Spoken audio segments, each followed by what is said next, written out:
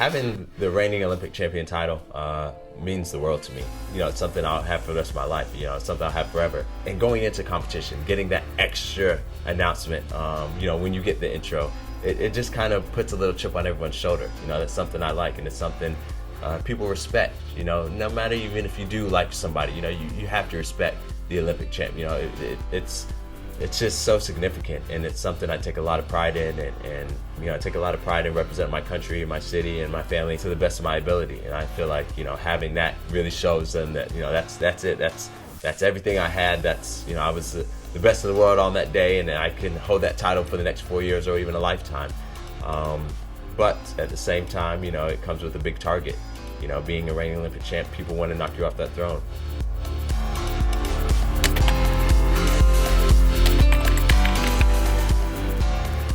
Moscow hurt me pretty bad, but it was also a learning tool. It was also a great motivational tool. I say I don't like losing, but it wasn't even just a loss. I didn't medal, and for me to not be on a podium it's been a while for that, and so it was something I was unfamiliar with. But I think it was God, the universe, just giving me a big old slap and a wake up, maybe just a call, saying that you can't keep doing the things and getting away with it, or you can't, you can't be staying up on social media. You can't, no matter what it was, something needed to change. And so I took it upon myself and said, okay, well, I'm cutting out desserts. I'm making sure I get 8 hours of sleep every night. So it was just kind of that wake up of being comfortable and hearing reigning champ, reigning this, gold medal. It was just kind of a wake up, like, well, other people are just as hungry as you were.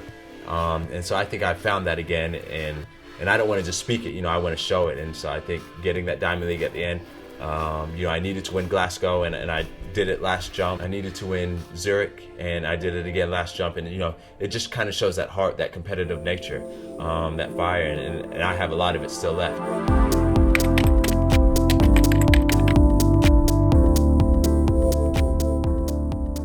Looking at Beijing, the door is wide open, but I'm planning to jump through and slam it on everyone else. I think mark-wise, I think it's going to take over 1780. I believe it's going to be another monster world championship. For me, the goal, just exposure-wise, I believe that if we can get 2, maybe 3 guys over 18 meters, I think that would be historic, and that would bring eyes to the triple jump. Just the same way as the high jump has blown up, over the last 2 years. I believe we're that next event. Fortunate for us, Bolt has dominated the 100, 200. So people, the interest of there, it's to see Bolt. It's not to watch the race, it's to see what Bolt does. So I think that really opens the door for us, especially in Beijing, to get through it and say, hey, we're a premier event. Watch us, clap with us, support us, and watch history in the making.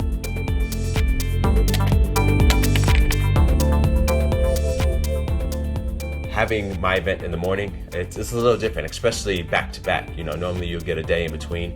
Having that back-to-back, I think you'll be able to ride that high a little more. I like to go and jump well and kind of make that statement in a qualifying round. And you don't have that day in between to kind of, let it die out or whatever. You just kind of keep that fire burning, and I don't even know if I'll be able to sleep that night. I'll just be so excited, especially looking back at 2012 and knowing how my emotions were all over the place, and knowing that, I have a whole day and I don't compete until that night still. So it was just so much time in between. But now I can know, I just hit a big one, qualify, kind of, put a little doubt in people's minds, and then the next morning wake up and show the world, who's the best in the world. And so it's something I'm very excited about, very passionate about, and I think it'll be great, especially for American athletes and myself. Finally done.